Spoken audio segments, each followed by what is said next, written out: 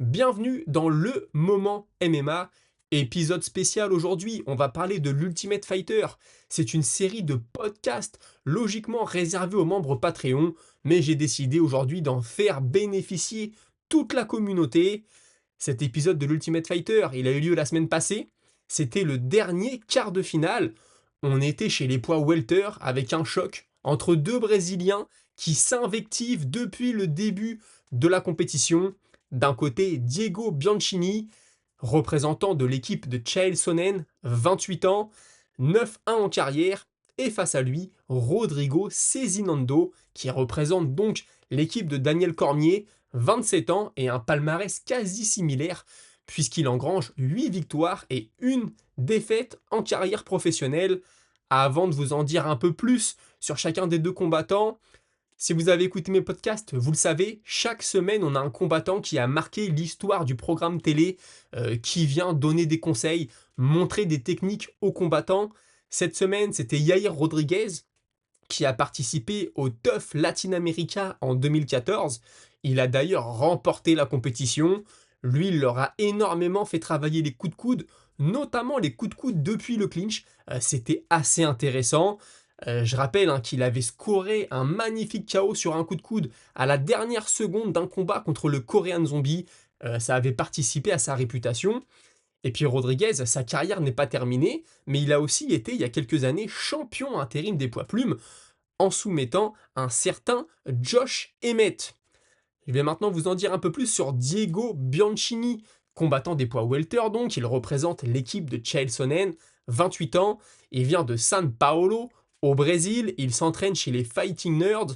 Lui, clairement, il joue le rôle du mauvais garçon, on le voit un peu dans sa vie privée, il vit chez ses parents, et il explique que chez lui, il ne fait rien, il ne cuisine jamais, sa mère fait tout pour lui. São Paulo est une ville de 8 millions d'habitants, mais lui vit au sud de la ville, dans une zone très calme, il a une très belle maison, terrasse, piscine, on voit qu'il y a de l'argent et il ne s'en cache pas. Il explique que quand tu es un petit Brésilien, un garçon, c'est soit le foot, soit les sports de combat.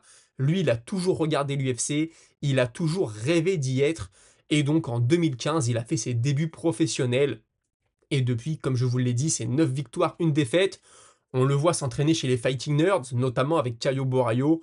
Caio Borraio qui explique que c'est un très bon sparring partner, quelqu'un qui se fait mal et qui sera prêt le jour J, le jour de combattre à l'Ultimate Fighter. Face à lui, Rodrigo Cezinando, représentant de l'équipe Daniel Cormier, 27 ans, 8 victoires pour une défaite. Lui, il est né au Brésil, à Rio de Janeiro, mais rien à voir avec Diego. Lui vient d'un quartier pauvre, d'une favela, il a été élevé par sa mère. Bon, quand il se présente, tout est tourné sur cette histoire familiale, famille très pauvre. Tu le vois pleurer devant une photo de sa mère, il explique que ça fait 1 an et demi qu'il ne l'a pas vue, puisque lui, il a quitté le Brésil le 31 décembre 2022 pour s'installer à Vancouver, au Canada. Il avait signé avec la Battlefield League, Battlefield Fight League, pardon, là-bas, donc il a décidé de s'installer au Canada. Il est arrivé avec 200 dollars sur son compte en banque et depuis, malheureusement, il n'a pas réussi à engranger assez d'argent pour faire venir sa mère au Canada. Assez compliqué, c'est ce qu'il explique. Forcément, la production met le paquet là-dessus. Tu as un Brésilien assez arrogant qui vient d'une famille riche contre un Brésilien plutôt humble qui vient d'une famille pauvre. Le narratif est bien sûr tout trouvé et il a commencé le jiu-jitsu brésilien aux alentours de 13-14 ans. Et puis il explique que toute sa famille compte sur lui au Brésil, donc il ne veut bien sûr pas les décevoir. On a ensuite pu voir une session d'entraînement de l'équipe Sonnen et donc de Diego. Diego d'ailleurs qui nous dit qu'il est bien conscient que son adversaire, Rodrigo donc, est une ceinture noire de JJB, mais aussi de Muay Thai. Mais lui n'a pas peur, il est très confiant. Il rappelle qu'il fait aussi du jiu-jitsu brésilien depuis qu'il est tout jeune.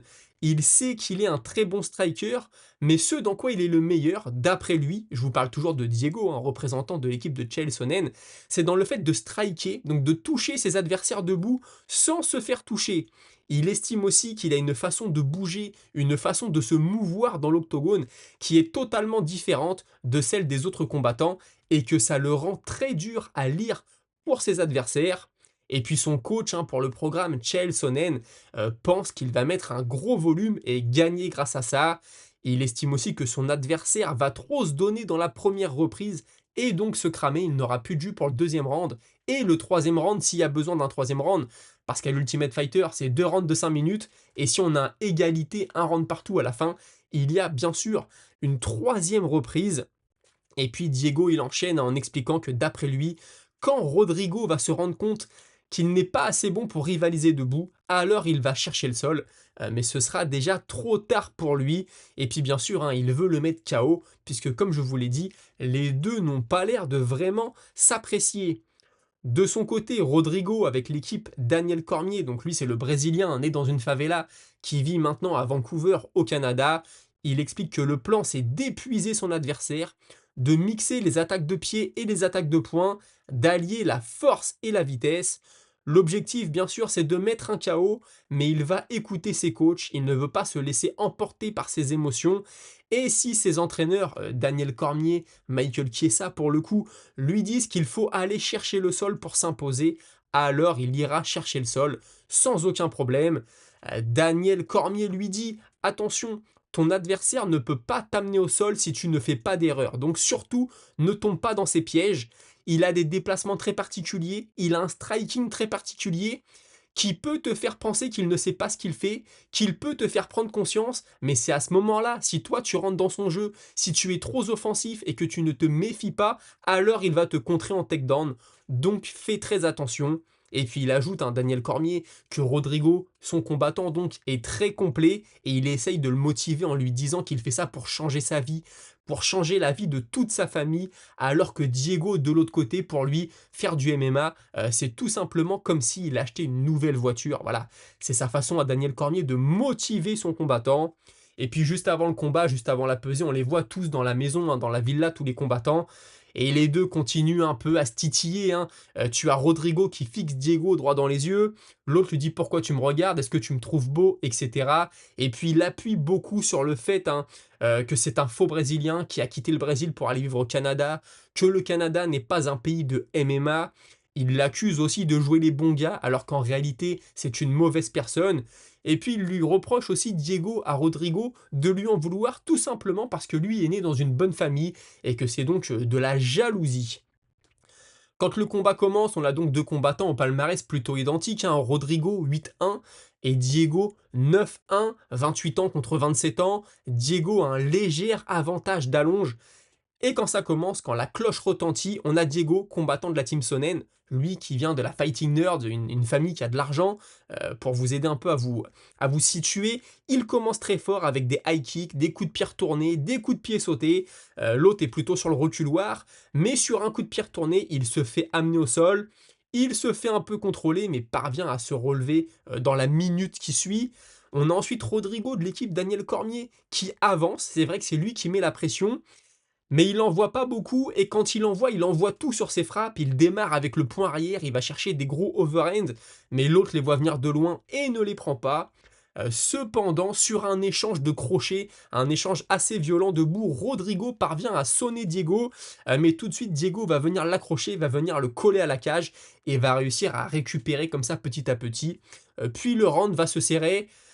Vu que Diego a été touché assez durement et que ça s'est vu, je pense que le round va à Rodrigo, mais il a pris quand même quelques jabs, il a pris quelques low kicks, donc c'est en réalité assez serré.